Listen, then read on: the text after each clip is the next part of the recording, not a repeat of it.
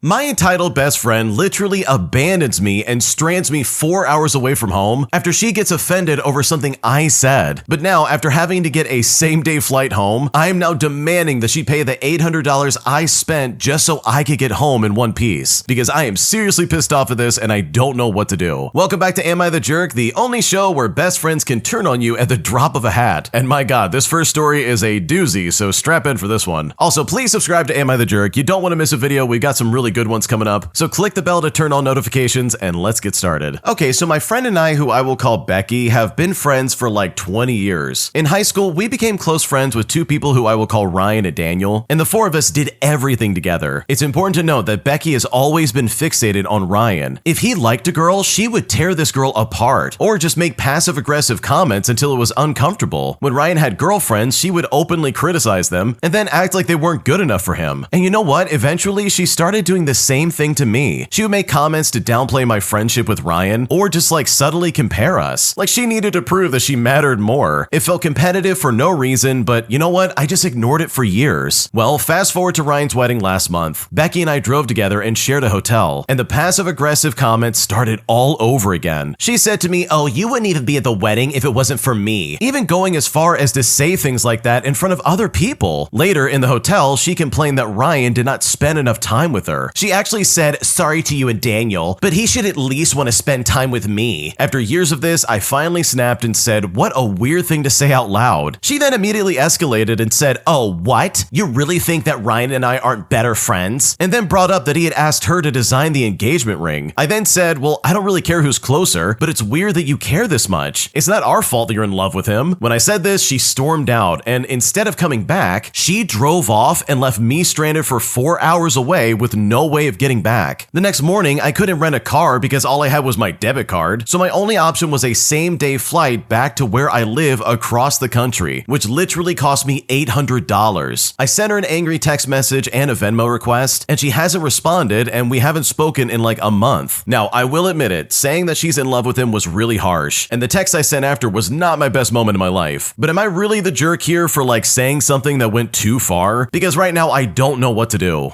Okay, dude, let me tell you something to anybody listening. Anytime a friend acts like this where they're weirdly competitive, and I would say about anything, this is a very clear sign that they are not your friend. They see you as a rival or at worst as an enemy. Because dude, what is going on right now? Becky is clearly still in love with Ryan even though he's getting married and you're attending the wedding. And for me, like dude, I understand you're just gonna let it go because you're like, okay, this is not that big of a deal to me. But clearly it's a big deal to Becky. She's out here being like, wow, I'm a better friend than you are.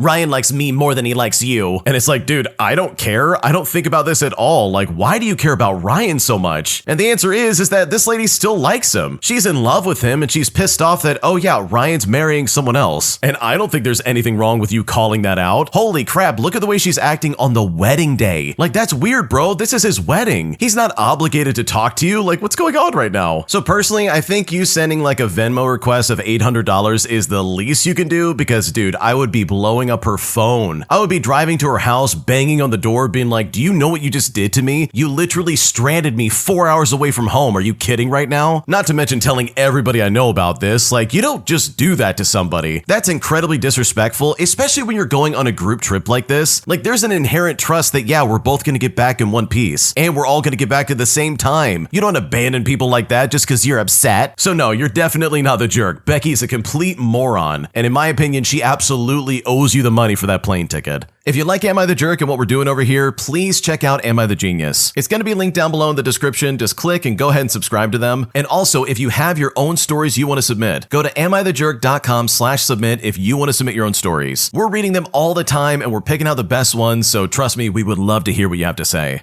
Am I the jerk for accidentally throwing away my roommate's art project, all while I was just trying to deep clean our communal kitchen? Because right now my roommate's pissed off at me and said I had no right, even though the stuff she was trying to hang on to literally looked like and smelled like garbage. Because right now I really am kind of at a loss and I don't know what to do. I'm a 24-year-old female and I live with my roommate who I will call Sarah. Sarah is obviously a fake name in this story. We generally get along well, but we have very different standards when it comes to cleanliness. I prefer a tidy space while Sarah Sarah tends to be more organized chaos, if you know what I mean. Last weekend, Sarah was away visiting her parents, and I decided to do a deep clean of the common areas as a surprise. While cleaning the kitchen, I found a stack of about 15 empty jars, mostly full of pasta sauce and jam jars, all just piled on the corner of the counter. They hadn't been washed out properly, and some still had sticky residue and old labels clinging to them. In fact, they'd been sitting there for over 2 weeks, and I noticed a few fruit flies starting to circle the area. Now, assuming they were just recycling that Sarah had forgotten to take out, I scrubbed the counter and I put all the jars in the bin. Well, when Sarah got home yesterday, she immediately asked where her jars were, and I told her I'd cleaned the kitchen up and I recycled them. When I said this, she became very upset, explaining that she had specifically collected those shapes and sizes for a mixed media art project she's planning for a gallery submission. She said I had no right to touch her belongings, and that I've now set her project back by weeks because she has to source the materials all over again. She says that even if the jars look like trash to me, they were in a common area we both pay for, and I should have texted her before throwing anything away that wasn't mine. She feels I overstepped and ruined her creative process, and honestly at this point, I really don't know if I'm the jerk or not, and I just don't know how to fix this. Okay, I'm gonna say this outright. Sarah's an idiot. You're definitely not the jerk. You know how she's like, wow, that's in the common area. I can't believe you threw that away. But it's like, bro, I live here too, man. If you're gonna keep a pile of trash in the corner and not communicate with me like, hey, I'm keeping this for an art project, then guess what? I'm gonna throw it away. What are we talking about? Like, how could she possibly be mad at this? You didn't know this was for some stupid art project, and even if it was, that's her responsibility to take care of it and to clean it properly. Like, there are flies crawling all over it, and it's just getting gross and like, ew. Like, no thank you, dude. I'm not gonna live in that kind of environment. I'm gonna throw it away and be like, okay, well, have fun. I guess you're sent back for a few weeks. Because if you're gonna leave your crap on the counter, then I'm gonna get rid of it. Like, why would I keep it? Especially objects that absolutely can be interpreted as garbage. Like, it fits the bill. It smells bad. There's flies on it. The jars are gross and sticky and just like covered in residue. Like, what are we talking about right now? So no, you're not the jerk. Your roommate is really dumb for not taking care of her stuff. And in my opinion, I think you're completely justified throwing it away and cleaning the area. An entitled Karen refuses to parent her child, resulting in their 3-year-old wreaking havoc in my house, which, if I'm being honest, is something I never expected to happen because it happened so suddenly. Here's basically how it all went down. Okay, so we have this neighbor with a small child that is about the same age as my 3-year-old, so I'm assuming he's maybe about 3 years old as well. And it has literally happened twice where this boy escapes and is running barefoot and free across everyone's yards. Now, the mom just follows behind saying, no, you need to come back home, stop running from mommy. And the whole time she's laughing like it's a game, not speaking in any kind of like assertive tone. It's like she's accidentally encouraging this game the child is playing. So for the 3rd time, today this child comes out of nowhere, no mom in sight, while me and my 3-year-old are outside. And you know what? I figured he wanted to play with my child, but instead, he just runs around grabbing things, trying to get into our toy chest while also hopping on our toy car thing. After about 3 minutes, I asked him, hey, does your mom know you're here? And he just looks at me and says, no. Then finally, I hear his mom calling him, and she comes from the opposite direction this kid came from. She then walks across our yard saying, come on, buddy, this isn't your stuff, let's go. And this kid is just not listening and just running around. Meanwhile, my kid is watching and like trying to play with this kid, but he just doesn't care about that either. I then step back and I let his mom try to get her kid, and she walks closer and says something like, come on, buddy, let's go home. But then this child starts walking up the stairs to my front door right in front of the mom within arm's reach. But she's still standing there talking to this 3-year-old while he's smiling and not caring about her at all. And I gotta say, at this moment, I was naive because I really thought that she would stop him and grab him before he got too far, but holy crap, I was wrong. This kid opens the door and just walks straight into my house. And this mom immediately looks at me like she's shocked, hand over her mouth, and doesn't know what to do. Our dog then starts going crazy. I mean, he left the door open. So now I'm freaking out that my dog is gonna jump on this kid or bolt. So I run in there after this child, now leaving my 3-year-old outside unattended. And now he's smiling at me, opening up cabinets in my kitchen. And I say to him, hey, I've got a sleeping baby in that room right there, and we have got to go back outside to mommy. And right when I say that, he starts dodging me and running around. So now I'm chasing this little boy around my tiny house, trying to herd him out the door. But now I'm thinking, how is this okay? I'm about to grab this kid and carry him outside. What if this kid screams or I hurt him somehow, trying to get him back outside? And at this point, I'm extremely uncomfortable. Eventually, he runs out the door when he has nowhere else to go. And when I finally do walk outside, the mom says says to me, "Oh, he just wanted to see what your house looked like, I guess." And then she starts laughing. Then her kid proceeded to run into the next neighbor's yard, and this mom's just trailing behind him saying, "Come on, buddy, it's time to go back home." And she's saying this in like the nicest way possible. This woman is not teaching their kids boundaries at all. Like, I can't imagine my 3-year-old ever doing that, but I would be physically grabbing my kid to get them out of someone's yard, not trying to talk them out of it. And I definitely would not be letting some random woman chase my kid around her house while I stood there watching. So I don't know. I'm not sure if the kid was like special needs or something like that, but I really don't know what to do differently next time, because I really hope that never happens again.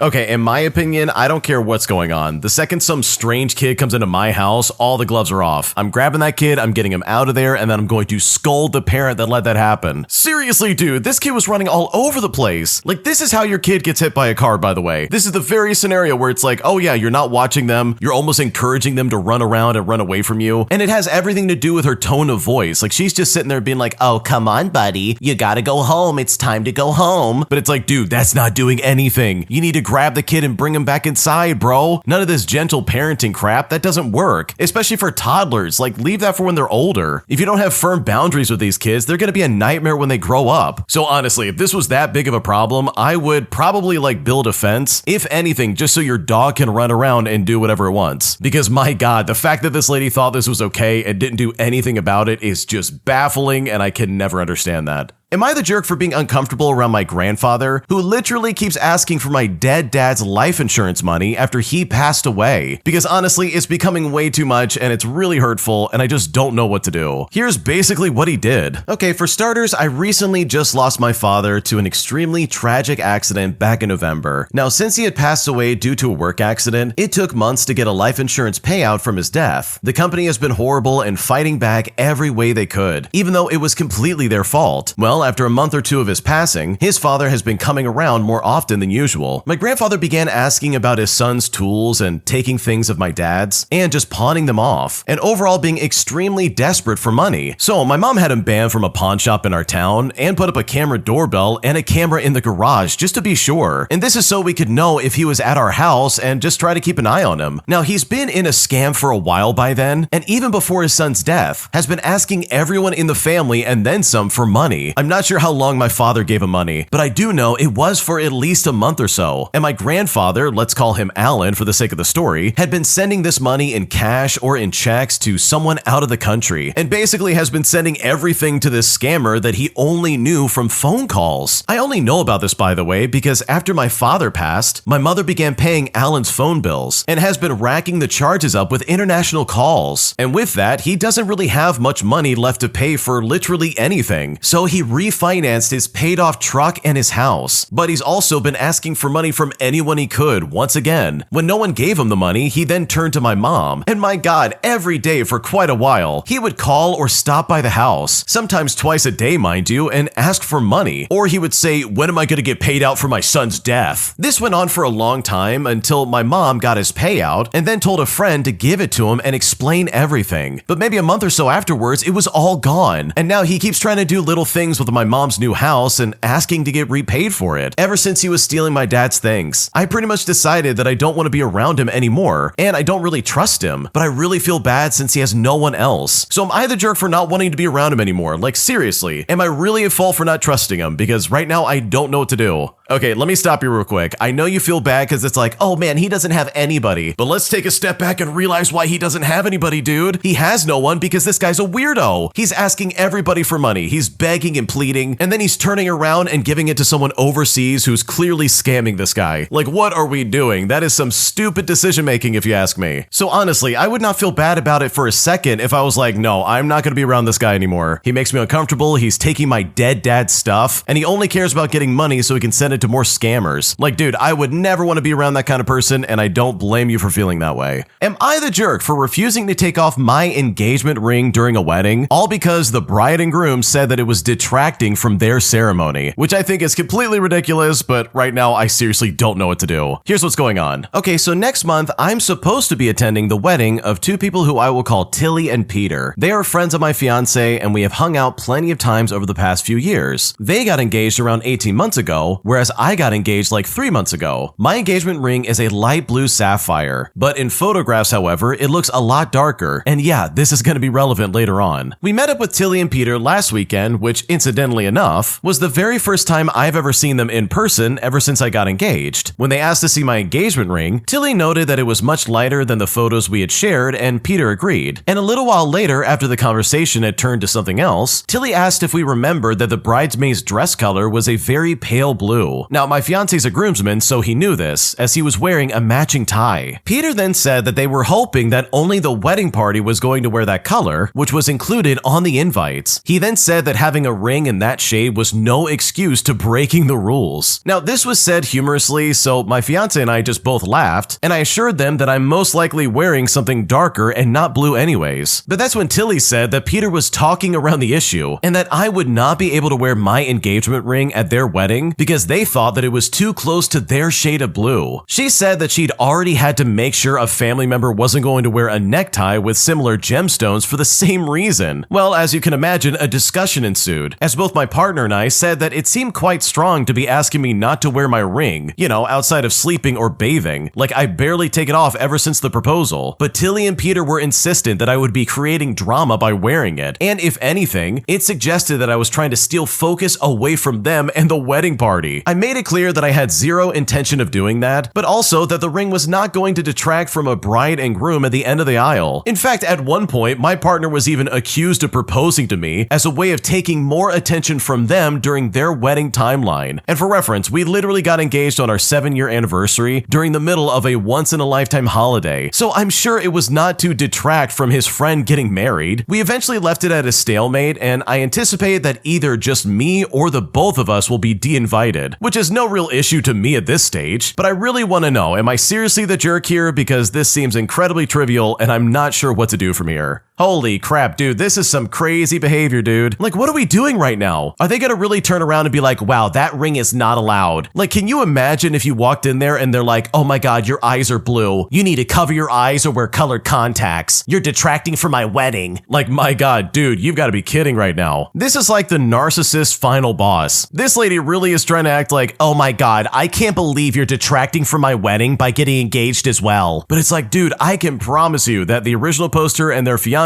were not thinking about you and your stupid husband at all during that moment. And on top of that, people get engaged to other people all the time around the world. So it's not like anybody was like out to get you and like ruin your wedding. Like, that is so silly and so overblown. It's just like, dude, you got to take a step back. Like, maybe go take a nap or something, dude. Like, what's going on right now? How can you really be that high strung over someone's engagement ring? That is such a stupid thing to get upset over. And there's also a part of me that is kind of like, okay, you want me to take it off? Fine, I'll take it off. But the second you're not looking, I'm gonna slip that bad boy right back on my finger. Because in my opinion, that's a stupid demand and there's no way I'm gonna listen to that. Am I the jerk for not believing my roommate's phobia when it comes to spiders? Because after the way she reacted recently, it honestly made me just not care anymore. And I'm starting to wonder if I might be the jerk, because right now I don't know what to do anymore. Here's what's going on. Okay, I want to give a disclaimer up front. I understand the seriousness of phobias. I myself have been in therapy for an irrational fear of vomiting that used to be debilitating, but this situation is completely ridiculous. For reference, I'm a 21-year-old female and I've got 2 roommates about the same age, and one roommate is scared of spiders. She claims that she has arachnophobia, and I'm not a fan of spiders myself, but it's the way she goes about it that's kind of insane. Like, the other day, I was talking about how my boyfriend and I got sushi, and I said something about a spider roll, and it's here that she actually screamed out loud and said that I could only use the word arachnid and not spider around her. Another time, someone said spider, and she immediately covered her ears and started whimpering. Now, my other roommate has way more patience about this than I do, and in fact, the other day when we were coming home, there was a spider underneath our open stairs. Mind you, we live in an apartment complex with a lot of trees and plants all around us, and this is not our first encounter with spiders on the stairs. But this time, she screams and refuses to walk up the stairs itself. My other roommate blocks off the spider so that she can walk up, but she still simply won't do it. My other roommate then goes and gets the Lysol to kill the spider, and I literally watch the spider shrivel up and fall off the stairs, but even then, she will still not go up. After about 15 minutes of trying to convince her that yeah, it's okay, you can do this, my other roommate has to head out and I just go up the stairs because I had to submit some work stuff before the end of the day. She ends up standing at the end of the stairs for like an hour before going up, and then eventually comes into the apartment and starts berating me about how she needs me to support her and her phobia, and how I was apparently being unsupportive. Now, my God, I understand phobias are real and they create significant mental blocks for people, but after her screaming at the mention of the word spider, I'm starting to think that she's just afraid of spiders and maybe overreacting. So am I the jerk, or is this arachnophobia thing actually that serious? Because I really don't know what to do. Okay, dude, your roommate is a complete idiot and just someone who's clearly looking for attention. Because if it's really that bad, then holy crap, she needs some help. And that does not involve you or your roommate stepping in and saying, okay, we're gonna take care of you. And also, by the way, it is not your responsibility to take care of her. You're not responsible for making sure she's okay. Like, dude, she needs to get over that and get up the stairs. And I'm right there with the original poster. I get that phobias can be serious, but unlike the roommate in this story, at least the original poster did something about it. They went to therapy, they got the help they needed. They did the steps necessary so that this wasn't as bad for them. So for your roommate to be like, wow, you said the word spider, now I'm scared, you have to say arachnid around me. Like, no, I'm gonna say spider as much as I want. I'm not responsible for your mental hangups. And the fact that she's trying to police that in the first place, like, that is so uncalled for and so weird. And there's no way on planet Earth I would ever put up with that. My best friend betrayed my trust by hooking up with and sleeping with my ex-boyfriend while also trying to hide it from me. And even though she stood by my side and watched my life fall apart because of that man, she's now actively pursuing him, claiming that he's changed ever since he ruined my life. And now I'm honestly so shattered that I don't know what to do. Here's what happened. Okay, I want to start off by saying I feel like I'm in on some kind of sick joke. I don't even know how to process this because the two people I trusted the most completely betrayed me, and one of them is standing here acting like I should be happy for her. Let me explain. My ex and I broke up a year ago after I found out that he had been cheating on me for months. And not just with one girl, but he actually had an entire rotation. When I finally dumped him to the curb, I was shattered. But at least I had my best friend, who we will call Emily. She was furious at him, called him a narcissistic jerk, swore she'd never even look in his direction again, and she was the one who told me I deserve so much better. Well, fast forward to last week and Emily started acting off. She was distant and she was canceling plans. She was taking forever to text back, and when she did, she was really dry. I figured maybe she was stressed or dating someone new, but something in my gut told me that she was hiding something. But then a mutual friend casually mentioned how she saw her at a bar with my ex, and it was just the two of them together. And at that point, my stomach dropped. So I texted Emily immediately. I said to her, "Were you with my ex the other night?" It took her hours to reply, but then she hit me with, "Yeah, I ran into him. It was totally random. We just caught up for a second." And I'm thinking to myself, that is BS. At this point, I knew something was up, so I decided to do some digging. And that's when I found out the real story, and of course not from Emily, but from someone else. Apparently, she had been seeing him for weeks. It wasn't some random run-in. She had been sneaking around, sleeping with the same guy who destroyed me while pretending to be my best friend. I was shaking with rage when I confronted her, and I didn't even give her time to weasel her way out of it. I just looked her dead in the eye and I said, "How long have you been sleeping with my ex?" When I said this, her face went pale. At first, she tried to fake innocence and act like, "What are you talking about?" So I told her everything that I knew. She then opened and closed her mouth like a fish, and then finally let out a sigh and said, "I was going to tell you." And it's like, oh, you were going to tell me, were you? Like when? After the honeymoon phase? After you got engaged? Or hey, maybe when you needed a bridesmaid? Then she hit me with, "Well, I know this is going to sound crazy, but he really has changed." And when she said that, I almost started laughing. Changed? The guy who lied to my face every day for months? The same guy who swore he was faithful while texting other girls in my bed? That guy changed? I then asked her if she actually even cared about me, about how she held me while I cried over him, about how she ranted about how disgusting he was, and how she swore she would never forgive him either. But you know what she said to me? "Well, I do care about you, but people make mistakes." At that point, I couldn't even look at her and I decided to walk out. And now she's blowing up my phone, apologizing, saying that she never meant to hurt me, and that she didn't plan on this to happen, and that love is complicated. complicated. But you know what? No. Lust is complicated. Betrayal is complicated. This is just disgusting. I don't think I can even look at her the same way again, but we've been friends since we were in preschool. This really hurts so much that I don't know how I can go on or if I can even forgive her. So seriously, how do I get the picture of them together out of my mind? Because right now I don't know what to do. Wow, this is unbelievable. Here's the thing, I don't think anyone could honestly expect their ex to never get with anybody else, but I think you can expect that the person who helped you get through that disaster wouldn't then go behind your back and start sleeping with the guy who ruined your life. Like seriously, that is so messed up, it's not even funny. That is so toxic and such a massive act of betrayal, I honestly would have a hard time ever trusting them again. And that really is the biggest thing you can take out of this. This lady is not loyal, she is not really your friend, and she is just happy to go behind your back, find this guy, and somehow get with him without you knowing about it. And this is all despite the fact that she knew exactly how he treated you. And this wasn't something that happened long ago. This literally was a year ago. So I don't know about you, but if my friend was like, yeah, this one girl ruined my life, I wouldn't then turn around a year later and be like, okay, let's start dating. It's like, no, I would not do that. I would avoid her like the plague. I would never come back. So yes, you have every right to be pissed off because this lady is absolutely not your friend because the way she betrayed you is completely unacceptable. If you like Am I the Jerk, you're probably going to love Am I the Genius. Check it out, link down below in the description. Also, go to AmITheJerk.com/submit if you would like to submit your own stories. My classmate's entitled mom demands that she gets a scholarship just like me and my other friends, claiming that she deserves it way more than we do, even though this entitled friend didn't put in any of the work that we did. And I'm honestly so annoyed that she got her way. Here's what happened. To start things out, I went to Catholic schools from 1st to 12th grade. When I was in middle school, there was this local charity and volunteer organization that would come twice a week and hold an after-school tutoring program in our school. Every week, 2 days a week, they had volunteers come and help students with homework. And I decided to join and went for the entirety of my middle school years. Every year, they would give select 8th graders high school scholarships. These scholarships were those who planned on attending a private high school and met the requirements. When I was in 8th grade, me and one of my friends, who we will call Melissa, were some of the students that they selected. I felt so lucky that I got the scholarship, as it took a huge weight off of my parents. I knew I wanted to continue my education at a private high school, and this was the only way I would be able to, since we couldn't afford all of it ourselves. However, there was this one girl in the program who didn't get the scholarship. Let's call her Serena. Her mom worked as a secretary at the front office of the elementary and middle school that I went to at the time, and they were both pretty upset, but especially Serena's mom. Serena has always hated my guts for some reason and was always jealous of me. She and I ended up going to the same high school together. Some of my other classmates from middle school also went there, and for a while I had the idea that her parents were paying for her education out of pocket, since she was one of the students that didn't get a scholarship from the organization. But then I found out that wasn't the case. During my freshman year of high school, all the students that were awarded scholarships were invited to have breakfast with their sponsors as well as volunteer for a little bit. The breakfast was on a school day, which meant that we would have to miss the morning half of our classes and get excused absences. A couple of days before the event, we were in class and Serena was reading an email on her laptop. The boy sitting next to her got curious and asked her what it was about. She then said, "Oh, it's a scholarship that I got." She said that loud and clear as if she wanted me to hear that. When I heard her say that, I was a bit surprised, but then decided to think nothing of it. I just ignored it and I brushed it off. When the day of the event came and I got to the building where it was being held, I saw Serena there. I was filled with so much confusion. Then we found out the truth from a couple of close friends and acquaintances. Serena's mom couldn't accept that her daughter didn't get the scholarship, and so she went into Karen mode and sent the organization an entire email angrily ranting about why her daughter deserved the scholarship. She even had the nerve to demean my friend Melissa, who I mentioned earlier, saying it wasn't fair that she got it because she was only in the program for 1 year while Serena had been in it longer. Serena's mom also had the audacity to tear me down in her email, essentially saying I didn't deserve the scholarship, all because of a vacation I had taken outside of the country for spring break that year. And this was something that my parents had saved up for a while so that we could be able to do it. We also found out that the principal was in on her little scheme and helped her out, and I was honestly appalled to learn about all of that. One of the volunteers from the organization, whom I had a close friendship with, told my mom that Serena's mom and the principal kept bombarding her and the sponsors with angry emails. As a result, they ended up giving Serena a scholarship, basically so they can be satisfied and get Serena's mom and the principal to leave them alone. It was a last resort decision. Now, when I found that out, I was so disappointed. The students who got the scholarship put their blood, sweat, and tears so that they could achieve it. Serena acted as if she earned it fair and square, which filled me with rage. But at the end of the day, at least I can say I didn't have my mom and my school principal beg for me to have it just so I could get it instead of earning it on my own merits. Yeah, people like that are super weird in my opinion, because if Serena wanted that scholarship, then she should have I don't know, worked harder or done better. But based on what you described, it sounds like she didn't do any of that, and that honestly is her own fault and not yours. My idiotic new boss denies me the opportunity to take on more jobs so that I can help out my coworkers. But now, after those jobs haven't been completed, my boss is now looking for a scapegoat, claiming that these jobs should have been done, despite the fact that I said I would take care of it earlier in the year. So, deciding that enough was enough, I went ahead and called out her idiotic behavior, putting my boss on the spot and exposing her for the moron that she truly is. And I've honestly never felt better about putting anybody in their place in my life. Here's what happened. Okay, for a bit of background before I share the story, the names in this story have been changed just to protect myself from retaliation because my boss is that petty. Anyways, at the end of December, my old boss stepped down due to going to school, and our new boss took over. All of us were nervous as our old boss was not exactly the greatest, and the replacement was a stickler for the rules. I noticed an issue with some of how the tasks were assigned the first week of January. The new boss had assigned someone we will call Eric, a task that was impossible for them to complete due to how tall they are, as we are required to take photos of equipment gauges for the client, and said gauges were out of Eric's reach. Now, I called the new boss in regards to the issue and informed them that I would gladly make sure the task would get done so that the company would not get fined for incomplete jobs. Well, said boss told me not to do the task and that Eric should be able to handle it. So I said okay, I put the phone down, and I never thought of this issue ever again. Well, 3 days ago in the app we used to communicate as a team, our boss was furious. Several tasks had not been completed, and they needed reasons as to why. If you remember back in the start of January, I'd asked my boss if I could take the tasks of someone else's off of their hands just to make sure that they were done, and ironically, one of said weekly tasks was the one I offered to do. The others were not done as everyone had been shuffling around due to the termination of a coworker, and not everyone had been trained on the tasks that they were asked to complete. Normally, I avoid even responding to posts or comments on said app, and I only have it to grab my work schedule and then log out of it for the rest of the week. I even have the app's notifications disabled. However, she was blaming the team for not getting the task done and looking to scapegoat people. So for the first time, I decided to just let go and call her hypocritical self out. I responded stating, "At the beginning of January, I offered to do said task for you, but you told me not to. I told you why I should do the task, and you still told me not to do it. And now, because it's not done, you are in a state of panic. So you know what? This is not my task, meaning that it's not my problem." Well, my boss is now maliciously ignoring my calls and avoids eye contact with me completely. Everyone, including the client, knows that I offered to complete said task, and she literally has nothing to say to defend herself. So perhaps next time she will listen to what I have to say, because it might just save her and everybody else a massive headache. Yes, I love this story so much. The original poster decided that enough was enough, and that this is something you just simply cannot ignore any longer. So them deciding to stand up for themselves and put this idiot in their place, in my opinion, is brilliant, because I have dealt with managers like this, and let me tell you something. If you've never been in this scenario, it really sucks. They say one thing and then they turn around and try and act like it's your fault, all because you listen to their faulty advice. And that is so obnoxious. Honestly, it is so bad. So seriously, I love the fact that you did this, because this boss sounds like a complete idiot, and they definitely deserve to be shut down. My husband keeps using what my brother did against me, and after hearing this over and over again, I'm honestly at my breaking point, because right now I don't know what to do. Here's what happened. Okay, so my brother-in-law started dating my sister-in-law's best friend about 9 months ago. She's basically family to my in-laws, and that's because she's been around them since she was a kid. She's sweet and just one of those people who gets along with everybody. Over the past 2 years, we became friends, and I really love her. A little over 2 months ago, she and my brother got into a huge fight that got physical, and I was horrified when I found out. My husband was sure I'd side with my brother, but I simply couldn't do it. As much as I love him, I couldn't condone what he did. I told her I was sorry, that what he did was wrong, and I would support whatever decision she made. She told us my brother beat her because he thought that she was cheating. A few days later, my brother and I met up, and he told me that she started it by saying some hurtful things and slapping him twice. He said he lost control and slapped her back, and things escalated from there. Now, here's the thing. I don't know what actually happened. I've never brought it up with her because I'm scared that she'll think I'm doubting her or trying to defend my brother. My husband told me that her family encouraged her to press charges, but she refused to do so. Now, I haven't seen her since, but we still talk on the phone sometimes. But the main issue is my husband. He keeps using what my brother did against me. It doesn't matter what we're arguing about, he always brings it back to my brother. If I stay quiet or try to change the subject, he accuses me of defending him. And I swear I don't mean to defend him, but it's exhausting to argue about it every single day. Now, it's important to note that my in-laws and I have never been close. I'm from a different country, and no matter how hard I try, I feel like I'm never good enough for them. They criticize everything. How I cook food, how I still have an accent after all these years. There's always something. Now, I've learned to live with it, but this situation has made it so much worse. I'm almost 2 months pregnant, and I don't want to raise a child in this environment, but asking for a divorce over this feels wrong. At the same time, I can't keep living like this. I feel like I'm being torn apart, and I don't know how to fix it. I know it might sound like I'm exaggerating, but we do argue every single day, and it's honestly so draining. I can't even focus at work anymore because I'm always thinking about what he'll say when I get home. It's like I'm always bracing for the next fight, and I feel like he's using this situation to punish me for not being the perfect wife or fitting into his family's expectations. What should I do? Oh man, this is so weird because you are literally not responsible for your brother's actions. Like, the way your husband's treating you is so mean. Like, seriously, I understand that he's pissed off at him, but this is not your fault. So seriously, the fact that he's treating you like this is honestly so toxic because you do not deserve this in the slightest. Am I the jerk for taking in someone else's DoorDash order that was mistakenly delivered to my house? Because once they came to pick it up, they were incredibly pissed off at me. And right now I don't know what to do. Here's what happened. Okay, so I saw on my camera that someone's DoorDash was mistakenly delivered to my house. Now, I assumed that they would come and get it since this happens frequently in my area and it's normally delivered to the house number on the opposite complex. So I waited and I didn't bother to bring it in, even though the weather was bad. Well, about 30 minutes later, I get a bunch of motion notifications on my camera. The bag of food is blowing around on my porch, and I see their drink is about to topple out of the cup holder. It was snowing and windy, so I immediately ran downstairs to get it off my porch before their drinks made a mess all over my grandmother's porch. I placed the food on the desk and I contacted DoorDash support explaining this situation, and they told me to just dispose of it. About 10 minutes later, the man arrived. I was upstairs in bed, so it took me a while to get dressed. I have an ill grandmother and I didn't want to wake her up, but before I could even make it down there, this guy started banging on the door as loud as he possibly could repeatedly. He accused us of drinking from the drink after all of that because the lid was half off of it, and the cup holder had gotten wet from the drink toppling over, even though I explained that we just brought it in to keep it from spilling. After he left, he came back and started taking pictures of our house with the food. So seriously, am I the jerk for taking it in and causing this drama? Or should I have just let it make a mess? It was either going to blow away or just be spilled all over the place, so I took it in. When I checked the label, it said it was only bread in the bag that was blowing away. And also, just to add, I don't normally bring the food in when it's delivered to the wrong house. I just let it sit until they come for it. But because the weather was bad and it was blowing away, and it had been so long, I just brought it in to try and be nice. What should I do? You did not do anything wrong. This guy is a weirdo. He is clearly putting his order in wrong, or putting down the wrong address, and he's too stupid to figure it out. Like, it's not your fault that the DoorDash keeps going to your house. That is literally all on his shoulders. And the fact that he's trying to be like, wow, you drank from my drink, I can't believe it. It's like, no dude, it's not my fault. I brought it in to try and be nice. I easily could have just thrown it away, but I decided to bring it in. And it's like, you easily could have just thrown it away and been like, yeah, I don't know what they're talking about. So no, you're not the jerk at all because this guy was being so weird. And the fact that he was so aggressive about this, in my opinion, shows how guilty this guy truly is. This next story came from the Am I the Jerk subreddit. Check the links in the description if you would like to submit your own story. Am I the jerk for not loaning my sister $5,000 after her and her husband basically said they need that to get by? But I'm concerned they're not going to use it for the things that they actually need it for. And now I'm worried that I might be in the wrong for not giving them that money because at this point I seriously don't know what to do. Here's what happened. To start things out, I'm a 38-year-old male. My sister, who we will call Ruth for the sake of the story, is a teacher, and my brother-in-law, who we will call Bill, was a police officer. They have 3 kids, 2 are now in college, and 1 just turned 15 years old. In 2019, Ruth was diagnosed with colon cancer. She's in remission but keeps getting spots forming on her liver, and thankfully she just finished another round of successful treatment. Fast forward, and in 2020, the vaccine was released, and both my sister and Bill were some of the first people able to take the vaccine. And that's because both the district and police department required vaccines so that they could go back to work. And so my sister got it, and Bill refused at first, and the department kept giving extensions for officers to get vaccinated, so Bill waited till the last minute to get the vaccine. And while he still missed the deadline by a day, he still ended up getting it. Now, everyone is free to believe whatever they want. It is a free country. Now, Bill has a GED, he has 0 to fall back on, constantly brags about only having a GED, and making over $100,000 as a cop. In 2020, he had 1 daughter graduating high school, moving on to university, a second daughter going into high school, who today is in community college, and a third in middle school. And And mind you, Ruth had cancer throughout all of this. He didn't really give any thought to all of that or any possible repercussions by losing his career. Well, the department fires Bill. Bill files a lawsuit which is ongoing today, and a similar class action lawsuit was thrown out by a judge last year. From 2021 to about 2023, Bill collected unemployment, did not get a steady job, was practically on vacation for 3 years, borrowing money from my family, never asked for money until about 2 weeks ago, and we had no idea if Bill asked on his side of the family for loans, since we were under the assumption that he didn't, as he carries himself in high regard with his side. Ruth and Bill's family have been able to live a lifestyle where they have never needed anything. They've always spent money like crazy, and it didn't stop after Bill gave up his career due to a vaccine, continued borrowing money from my family, and kept going out, spending money and going on vacations, eating fast food. I mean, it was wild. They never once stopped living as if everything was still okay. And now when it's all said and done, they are about $40,000 in debt to my family. Bill got lucky through a loophole, and sheer dumb luck as he reapplied and was accepted into background investigations to be reinstated as a cop. Anyways, Ruth sent me and my younger sister a text message asking each of us for $5,000. She needed this so that her husband wouldn't have to dig into his 401k with penalties, refinance their home with high interest rates, and so Bill wouldn't damage his credit. But here's where things kind of get messy. I replied by saying, I don't have it, but you shouldn't be worrying about that. Focus on resting and just feeling better. My assumption is they need the money to pay off the mortgage, so that way the background investigators don't find any financial issues, which goes against the department's values while being hired. Now, Bill, ever since he entered our family, has been an absolute jerk. He dislikes some of the jokes we make, which can be kind of off color, which are really hard to explain. And sure, there are plenty of examples I could give, but they're mostly inside jokes and jabs with family that definitely have an edge to it that someone might not be used to. Now, my parents retired in September of 2024, so they don't have the money to be loaning anymore. I had several conversations with my parents, my younger sister, as well as my nephew about how Bill is still disrespectful, he's unappreciative, and he's still a complete jerk. And this is all after borrowing so much money. I gave him the benefit of the doubt and I said, maybe Bill just doesn't know about all the money being borrowed, since Ruth was the one that would ask about it. Well, that is until the weekend they asked me for $5,000, and Bill also called my dad to ask for $5,000 too. Now, I had a talk with my parents about Ruth asking me for money, so they expected it. My dad told Bill, look, I don't have it. I'll have to dig into my own 401k for it, and Bill just said, no, that's okay, and that was honestly such a good thing. Had my sister said, we don't have money for food, and my hospital bills are about to go into collections, I would have gifted her the $5,000 without question, but I don't have money to loan to somebody who has been completely irresponsible by giving up his career over a vaccine. So I refuse to give them any amount of money due to Bill being a complete jerk since entering our lives. Anyways, am I the jerk in this situation for not wanting to hand over $5,000? Because right now I'm still incredibly frustrated and I seriously don't know what to do. No, I don't think you're the jerk at all. This situation kind of screams, oh yeah, they're taking advantage of everybody. Like they really need to sort their stuff out and stop asking everybody and their mother for loans. Because that in my opinion just doesn't seem fair, especially when it sounds like they're not paying anybody back. My entitled friend refuses to pay me back for any of the stuff that her dog ruined at my house. Because after she left her dog unattended for nearly 10 days, locked up in our guest bedroom, that dog literally went to the bathroom everywhere, forcing me to replace my couch, my mattress, and even my carpets. But despite the mounting cost of everything I have to replace, my friend refuses to take responsibility for the utter damage that she caused. And at this point, I seriously don't know what to do. Here's what happened. Okay, to start things out, my childhood best friend and I live in different countries, and we have a small tradition where she travels to spend Christmas with me every year. I help with money for plane tickets, and she stays at my house where I also provide food. Last Christmas she came, but this time she brought her dog, as she got a puppy in January of 2024. I then asked her if it was already trained, and she told me that it was. I also let her know that I don't like pets on my beds or couch, and asked if I needed to buy something for her dog to sleep in. Well, she told me the dog will be okay with a pillow beside her bed. I also bought some cleaning supplies, and I left it in the guest bedroom that she could use if she needed it. Unfortunately, when she arrived, I noticed that the dog was absolutely untrained. Now, I was trying not to be a jerk about it, and I was just trying to enjoy our time together, but I told her that she needed to take her dog out often because she wasn't doing it. Like, for example, the day she arrived, she said she was too tired and the dog didn't need it. Then on the second day, it was too cold to walk outside. And on the third day, we have plans. So she left the dog locked in the room all day. She was here for 10 days, and the dog was taken outside for walks maybe 5 times. And one of those times was by me, and the other was by my husband. The dog slept on the bed bed, the couch, and left hairs everywhere, jumping on people all the time, and it was biting. But I started to notice a strong smell coming from the guest bedroom. Well, to make a long story short, the carpet, a couch, and bed mattresses are absolutely ruined by the smell of urine, and it is disgusting. I tried different cleaning methods, but it smells really bad. I then talked to my husband, and we decided that we needed to replace everything. I was then texting my friend, and I let her know that I would need to replace everything because of the strong smell. Well, she stopped replying the moment I told her, and for 2 days she was radio silent, which is weird because we are always texting memes or random stuff all the time. And to be honest, I was waiting for her to apologize for the trouble, but I got nothing from her. Now, this is when I may be the jerk, but I got really mad at her for deciding to ghost me instead of using her big girl words. I texted her a picture of the shopping cart of everything that we needed to replace, and I even told her the total of the stuff her dog ruined and that we needed to buy. And then I asked her how much she thought she could help us out with in terms of like paying back for what she destroyed. Well, she read my message, it went silent for 4 hours, and then she replied saying that I was tacky for asking money from someone that, according to her, was just a guest in my house. It was back and forth with her telling me that she didn't think the smell was that bad because she cleaned everything just like she cleaned her own house, that the dog in her house behaves perfectly fine, so maybe it was just my house. But I told her it smelled really bad. She then asked me, well, if someone goes to your house and a child breaks something, would you be calling them back asking for money? And I responded back by saying, well, I would at least expect an apology. She then says to me, so this is what it's about. You want me to beg for forgiveness for something a dog cannot control? But I just simply told her, well, maybe you should try to not be a horrible dog owner. So seriously, am I the jerk in the way that I handled this situation? Because right now, I seriously don't know what to do. Oh my gosh, this is not your fault at all. You are completely justified for being pissed off about this. This lady literally left that dog in a locked room for 10 days and only walked that dog, what, 5 times? It's like, are you kidding me right now? That dog needs to be let out probably like 3 times or more a day. Like, did she really think that dog was gonna be okay as a puppy, locked up in a room with nowhere to go and nowhere to use the bathroom? Like, seriously, this is so messed up. And you know for a fact that she is absolutely guilty of like not doing anything to take care of this. She probably walked out of your house and knew immediately like, oh my gosh, this is really bad. And from the sounds of it, she's willing to ruin your friendship instead of fixing this and being like, oh, I'm sorry, I messed up. Here, let me send you some money. Because yes, she is the jerk in this situation. And the fact that she's not trying to like fix this in any kind of way, in my opinion, shows exactly the kind of person that she is. If you like Am I the Jerk, you're probably going to love Am I the Genius. Check it out, link down below in the description. Also, go to AmITheJerk.com/submit if you would like to submit your own stories. Am I the jerk for leaving my aunt's house after failing to convince her that she is being scammed? Because right now, my mom's upset with me and I don't know what to do. Here's what happened. I'm a 21-year-old male, and my mom asked me to talk to my aunt about something. She said that my aunt is being scammed, but it's not a romance scam though. Instead, she's convinced she's talking to her favorite author who needs someone to pay her bills for her while she works on a new book. Mom said that since my aunt has no children of her own, and I'm the closest thing that she has to a son, she might listen to me. Well, I dropped by. I asked how she's doing, and then I told her that my mom told me about what's going on. My aunt muttered something about her meddling older sisters before telling me that she appreciates my concern, but there is nothing to worry about. I told her that her favorite author sold more than 20 million copies in the United States alone and had her works translated into more than 40 languages, meaning that she doesn't need anyone paying her bills for her. And even though I said that, my aunt still wouldn't listen. But I did not immediately give up. I told her I care about her and I don't want to see her scammed, but she insisted that it's not a scam. She just made a bunch of posts on social media about the books, and the author DM'd her asking for money. But I told her that's exactly how these celebrity catfishes operate, and I even showed her examples of it on YouTube, but she refused to watch any of the videos. After half an hour, I said, okay, I'm going home now, see you later. And when my mom asked me why I came home so early, I told her that I love my aunt, but I don't know how I can convince someone who doesn't want to be convinced. She said I shouldn't have given up so easily on someone that I love. Well, fast forward, and I called my aunt and I repeated the point about the number of books the author sold, and she said the author told her that she made bad investments. I then told my aunt that even if that were the case, the authors get advance fees, so they won't starve while writing their books. Considering her favorite author has appeared on the New York Times bestseller list several times, she can probably expect a sizable advance. Then I told my aunt that if she still doesn't believe me since she sees me as a kid, we can go to the bank and talk to the people there, or even the cops. I also told her that I can contact the author. I've looked up her official website and Facebook, so know I can message her in order to ask for direct confirmation. Well, my aunt told me not to do anything yet and that she will think about it. I will talk to her later and just give her time to think about it for now. But seriously, am I the jerk in this situation for not staying longer the first time? Because right now, I'm not sure what's gonna happen. No, you're not the jerk here. Your mom is completely wrong. If I had a family member who was not listening to anything I say after half an hour and they're denying evidence or any kind of like, I don't know, proof that this is a scam, at that point I would be like, okay, whatever, I'm giving up and I'm leaving. And I just can't stand when people are that stubborn because it's like, think about this for a second. We're talking about a famous author. They've probably made millions of dollars off of all those books. So there's no way in the world they're ever going to you and being like, oh, I need some money, help me pay my bills. Like no person in media is ever going to go to their fans like that unless they are actually scamming you. And I know we're all thinking of many examples in media and just pop culture who have done that, and it really is unfortunate. So no, you're not the jerk, because if I was in your shoes, I would have done the exact same thing. My dad is constantly getting me sick because he does nothing to prevent spreading his germs. And at this point, I'm honestly frustrated and I seriously don't know what to do. Here's what happened. My father is the kind of person who does not care whether he passes on his bugs to you or not. And mind you, I have a great relationship with him and I love him despite what he does. To provide context, ever since I was a kid, I have suffered from chronic issues with my sinuses. I've had surgery for that, but it just doesn't seem to have worked. Anytime I get a cold, I feel miserable for almost 2 weeks. I become a mucus production machine, and that mucus gets infected, and I end up getting a pretty bad sinus infection that only clears after a course of 10 days of antibiotics and steroids. Every time that goes by, my infections are getting worse in severity and length, and I get approximately 5 to 6 episodes like that every single year. Now here's the real issue. At least half of these episodes are a consequence of my father getting sick and spreading his cold to me. My father gets sick often because he does not seem to care that he gets colds, because his are usually not very bad, and he makes no effort to avoid getting sick. Well, one time when he was sick, instead of telling my mom that he was sick, my father denies getting sick and refuses to go to the doctor. He will not take cold medicine or put on a mask, etc., and he just acts completely normal being around anyone, hence why he's spreading his virus. And then when I get sick, which is very bad due to my nose issues, he does not acknowledge that he passed the virus onto me and claims that I must have gotten the virus from somebody else. I have tried to explain my situation, ask him to please try not to get sick in the first place, and if he is sick, please tell me so that I can protect myself. But even then, he still just does not care. Well, I'm writing this as I have another one of those sinus episodes that honestly is not going away despite medicine, and this has prevented me from sleeping for 3 nights in a row. Now at this point, what options do I have beyond moving out? What do you think of my father's attitude? Am I making this too much of a big deal? Or am I in the wrong for acting the way that I am? What should I do? Oh man, this is so frustrating. There's nothing more annoying than someone who's blatantly sick, being incredibly lazy, and then getting everybody else sick. And it's like, wait a second, I know for a fact I didn't get this from anybody else. And sure, you could get sick from anybody, but seriously, if I'm willing to bet, it probably was the guy who was sick and sniffling all day in your house. So yeah, unfortunately, it sounds like moving out might be your only option, but I know if I was in your shoes, I would be talking to my dad and be like, listen, I love you, but I just can't keep doing this. You getting sick affects me negatively because then I get sick and it is so much worse. And you would think that he would know this after you've had surgery about this, because in my opinion, his attitude is so dismissive, and it's honestly just so unfair that you have to deal with this in the first place. Am I the jerk for leaving my sister-in-law's house on Christmas, all because there was someone there that me and my husband definitely did not want to see? And despite the fact that we tried to do this in a subtle manner, my sister-in-law's husband cussed me and my husband out as we were leaving, and now I am blown away and I seriously don't know what to do. Here's what happened. Okay, so I would really like to get some insight from everybody on what happened at our family Christmas. On the 23rd, my sister-in-law had messaged me and told me that they were throwing a small Christmas party, and she told me that her sister-in-law and her in-laws and her parents are all going to be joining them, and they would really like for us to come along as well. Very specifically, she named everybody who was going to be there, and this will be relevant later on. Later that night, I showed my husband the text messages and said it would be really nice if we joined them for Christmas, as his whole family doesn't get along, and it would be nice for his mom to see at least some of the siblings interacting. On Christmas Day, I woke up early to make some things to bring over to their house and wrapped up the gifts that I had prepared for everybody. As we approached their house, we saw a vehicle that belonged to a person that me and my husband both don't get along with, as this is someone we've had major problems with in the past. I told my husband that maybe it's just a car that looks like his, because his sister knows that we would not come over if we knew that this person was going to be there. We decided to walk in and give the gifts and say hi to everybody, and both agreed that if said person was invited, that we would just come up to his sister and brother-in-law and let them know that we are actually going to be leaving. Well, unfortunately for us, he was there, and we didn't want to make a big scene, so I came up to his sister in the kitchen and I said that I'm really sorry that we're leaving, and that if I knew that he was invited, we would have just told her right away that we weren't going to come, and I felt very bad for making the situation uncomfortable. She looked really disappointed but understood and decided to walk us to the door. Now at this point, everything was fine, that is until her husband ran in and started yelling and cussing and calling all of us names. This was pretty out of character for him, but also very inappropriate nonetheless, especially because in my opinion, we didn't do anything wrong by leaving Christmas when we are uncomfortable with being around someone that we don't like, and we wanted to avoid any conflict and not make a scene. Well, he kept screaming and calling us names and telling us that he can invite whoever he wants to his house, which we both never told him that he couldn't. The screaming continued, and his kids, in-laws, and parents all came along to see what was going on, with me and my husband just quietly putting our shoes on. He then slammed the door in our face. So right now I'm curious, does this make me the jerk for leaving Christmas when we were unaware that a person we do not get along with was invited to this as well, especially when his sister went out of her way to text me a list of everybody who is gonna be there, but somehow leaving this person out? What should I do? Okay, this seems really set up in my opinion. It almost seems like they brought that person on purpose just so there would be some kind of confrontation or as some kind of excuse for this brother-in-law to finally freak out on you guys. Like seriously, this seems really sketchy and I don't like what's happening here. Like why would they send an entire list of everybody that's gonna be there, but then conveniently leave out the person who causes a lot of problems in your life? Like that seems super sketchy and I just don't think this has like good intentions. So no, you're not the jerk at all for leaving this party, because if I was in your shoes, I would have done the exact same thing, regardless of what the sister or the husband had to say about it. I'm worried that I might be overreacting after my dad basically let his girlfriend move in after I said I wasn't okay with it, because right now I'm very frustrated and I don't know what to do. Here's what happened. I'm a 17-year-old female and I've been upset over the past month since my dad's girlfriend moved in. My parents divorced a few years ago, and since then my dad has started dating a new woman. A few months ago, he asked if she could move in, and he told me he was asking because I was the most important thing to him and he would never allow her to move in without my okay. Now, I've only known her for a little less than a year and I'm going through a lot of stress with the end of high school, so I said I was not okay with it, but that she could move in when I was going off to college. He pushed the question a little more, but eventually said okay. Throughout the next few months, he continuously asked me if she could move in. I continued to listen to his point, but I never changed my mind. I knew that having her move in would be a huge change for me, as I've never had any siblings or permanent residents in my house besides my mom and dad. I don't dislike her, but having my space be invaded and learning to live with someone that I felt like I didn't even know that well was bound to be a stressor. It was also a big deal to me because my life is already changing preparing for college. In my mind, I've been preparing to go off to college for a while, and having something like this happen before that big change has thrown me off. I also didn't want her to move in because I don't like her family. Her youngest son is a handful and hard to deal with, and now comes home from college to my house on some weekends and holidays. Her second oldest is kind of a jerk, even though I don't have to deal with him that much. Her oldest daughter is actually nice, and I do like her, but I really would rather not be associated with her whole family. I'm having a lot of trouble dealing with them being forced into my family because not only do I not like them, but I already have a family. My dad also recently tricked me into coming to her family's Christmas, which she hosted at our house, by telling me that we were going to spend the day together, even suggesting options like restaurants and activities. It felt so strange being the stranger at someone else's Christmas in my own house. I've started to come to the conclusion that I will need to move out because it has caused me a lot of stress to live in this house at this time. But my dad and his girlfriend are acting as if I'm overreacting. It breaks my heart to leave my pets and the house I have memories in, but I'm honestly not sure what else I could possibly do. Yeah, I can understand where you're coming from here. This honestly really does seem very annoying. There's changes happening in your life and it seems like you're not totally receptive to it. And trust me, I completely get that. I understand that you're not willing to let someone else into your house, especially when that person is not your mom. So hopefully this all works out in some kind of way, and hopefully you're able to find some kind of solution. Because while I don't think you're completely overreacting, I do think you have the right to have a steady and stable home. And hopefully something like that can happen in the future. An entitled old jerk loses his mind after I try to let the women standing behind me get off the plane before we do. So I decided to get some petty revenge by not only waiting for everybody to go ahead of us, but also denying this guy any opportunity to pass me up in the process. Here's what happened. So I just landed from my layover and I was in the very back of the plane, second from last row. The back was empty. I had the row to myself, and across the aisle was the older jerk of this story who also had the row to himself, literally watching the news the entire time. And this was the same deal in the last row. Two women each having their own row. Well, we land, the seatbelt sign comes off, and people start to stand. I then stand up, and he's still sitting. One of the women stands up and lines up behind me, and that's where I start to hear him go crazy. He says out loud, "Where do you think you're going? No one's getting off yet. Sit down and stop crowding us." The woman apologizes and says, "I'm really sorry, I just need to use the bathroom." He then mutters something unintelligible and just acts like a complete jerk. I then tell her she can go ahead of me, and that's when the guy leapt up and grabbed both seats, physically blocking her from moving. He goes, "No, no, no. We get off row by row. We don't go ahead of people and we don't push and shove. We get off row by row." I then start saying, "Okay, calm down, buddy. It's not that big of a deal." But he just kept repeating, "We go row by row." He brings his guard stance down and she pushes past him. And right then, this guy looks like he's about to keel over from anger. Now the lineup is just me and then him, as well as the other woman behind us who looks disgruntled. So I say, "Okay, buddy, calm down," again, and we just start walking. 2 rows ahead of us is a couple still sitting down, getting their baby packed up. Now they clearly have a few minutes to go before they're ready. So I stop behind them and I do the same stance that he just did. I say out loud, "You guys take your time." I parked right there and I made sure this entitled old jerk wasn't going anywhere. Now the dad says it's okay and they're going to be just a moment, but I say very loudly, "Oh no, we get off row by row." That's right, row by row. You guys go right ahead. The couple had definitely heard our spat and knew exactly what was going on. And as a result, we waited a solid 3 to 4 minutes until they finally got off. But the fun didn't stop there, because as we got further ahead, I did it again with another woman who was waiting for the flight attendant to bring her bag. This lady was more confused when I insisted that we wait, but she went along with it and I just kept saying very loudly that we get off this plane row by row. Now the first time this entitled old jerk said, "This is stupid," but I just said back to him row by row, and the second time he was silent. But I know for a fact that I certainly wasted a good 5 or 6 minutes of his life, all because he couldn't afford to let those women go ahead of us. I love this story because this is one of those you mess around and you find out. Like seriously, this is not that big of a deal. You're all in the back of the plane as it is, so you know for a fact you're going to be waiting pretty much all day to even get off that plane. So for him to be like, no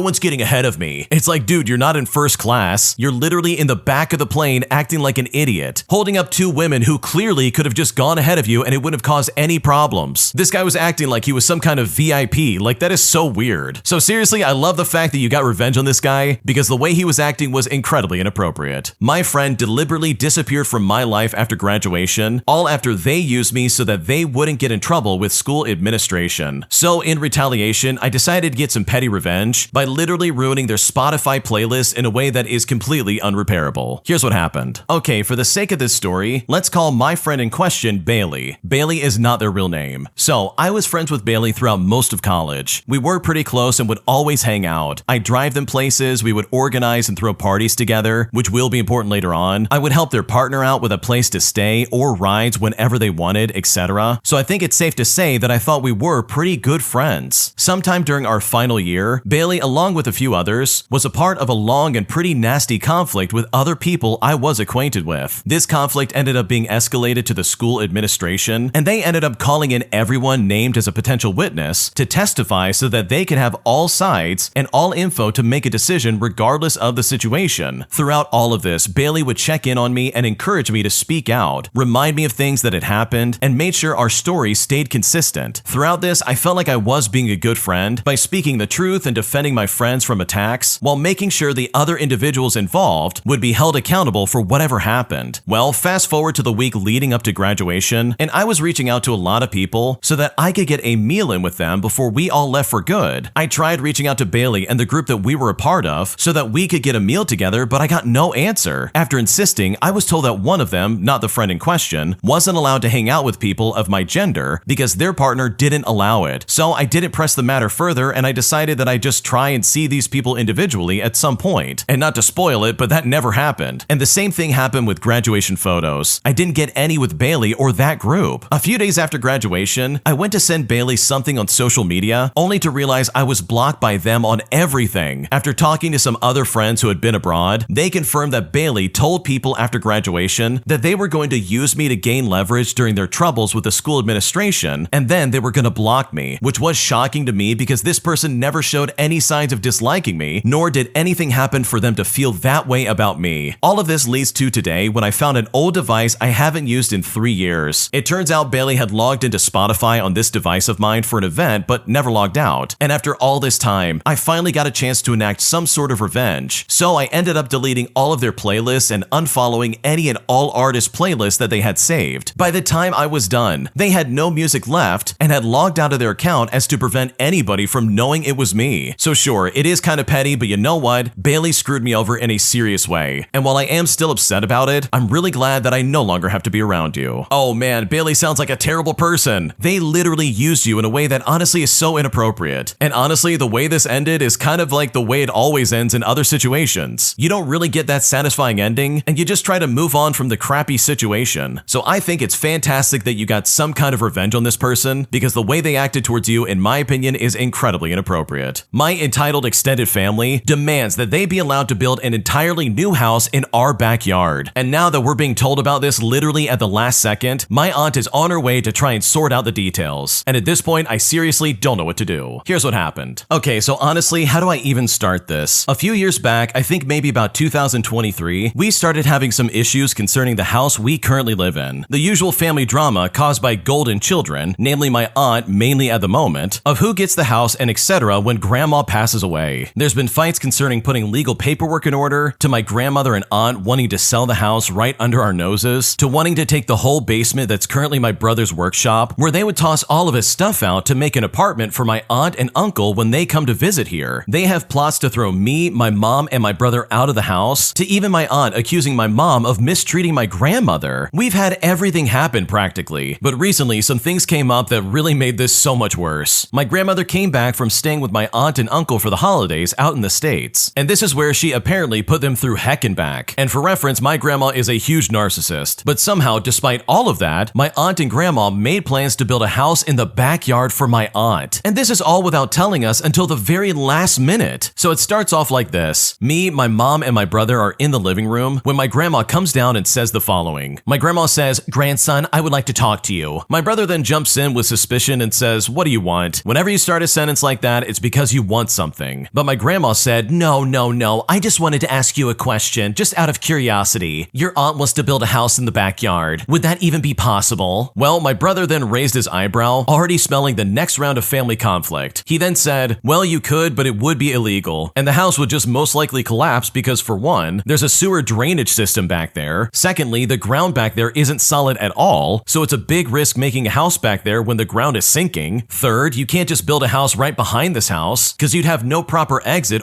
in case of emergencies. Also, you'd have to segregate the land, and both mom, uncle, and you would need to sign that you're giving that part to my aunt. And also, you need to get permissions and permits to build back there if you want to do it legally, which will be near impossible. Then again though, it's not like aunt is gonna listen. She'll do what she wants even if someone is telling her that's a bad idea. Now at this point, my mom and I are just silently listening to the entire thing, and we're actively thinking in our heads, oh man, here we go again. Because trust me, this is just the beginning of our troubles. My grandma then says, "Oh, well, you all sort that out with your aunt. I clean my hands of this. I have nothing to do with this. Middle daughter, you talk to your sister." And then after that, my aunt texts my mom something along the lines of, "Hey sister, so I've been thinking about building a house for myself in the backyard over there. You know, since I'm not getting any younger here. My health isn't great at the moment, and if anything happens to my boyfriend, I won't get the house. And the house will go to his kids, and they'll most likely just sell the house. And then I won't have anywhere to go. I've been thinking about this for a long time now, and I brought it up to mom, and she's on board. And I already talked to our brother yesterday, and he's okay with it. But I really can't wait any longer because of my health. I've been waiting to get the basement for 5 years already, but it's like pulling teeth with you. I really don't understand what your deal is. You always act like we're attacking you, but we're not. I don't understand why we can't all get along like family and communicate properly. If it makes you feel better, brother has agreed to give up his share of the house and give it to you." But here's the thing, all of this was a complete lie. It turns out she had been already talking to a guy to build the house and made plans for what she wants it to look like, and because she has the money for it, she had this thought out for a long time now. And we only know this because my brother found out from our second cousin. Now supposedly my aunt is coming out here to sort all of this out soon, so I'm honestly so worried about how this is gonna go down, because at this point, I really don't know what to do. Your aunt is unbelievably toxic. Think about it for a second. She's like, "Oh man, I've already talked to your brother. I'm gonna build a house back there. I just want to communicate properly. Like seriously, what's the problem?" And it's like, yeah, I wonder why we can't communicate properly. And it's like, oh, I don't know. Maybe it's because you want to build a house in the backyard? For starters, the brother in this story literally said everything I was thinking. The house is not going to be solid. It's going to fall apart. There's no drainage or like water system. It's like, what are we doing right now? This is crazy. Is she gonna tap into the other house to try and like siphon energy off of that? Like, this lady is so selfish. This is so dumb. And it doesn't help that the grandma's like, okay, I'm washing my hands of this. Because it's like, wait a second, you've clearly been colluding in this. You've obviously been like having discussions about this in general. And now you're gonna try and be like, oh, I have nothing to do with it now. This is no longer my problem. See ya. It's like, no, I don't think so. That's not how this works. If you're in for a penny, then you're in for a pound. So yeah, your aunt is incredibly crazy. She really thought she could get away with this literally by lying to your face, especially when she had everything set up already. And I guarantee you, if this went south in some kind of way, where the local government got involved and said, hey, you can't build a second house next to this other house, she would then suddenly turn into this big victim of the situation and somehow try to blame it on you, your mom, and your brother. You know, the people who live there and occupy that property. So seriously, for the sake of your family, I hope all of this gets worked out, because what you're going through right now, in my opinion, sounds incredibly obnoxious. If you like Am I the Jerk, you're probably going to love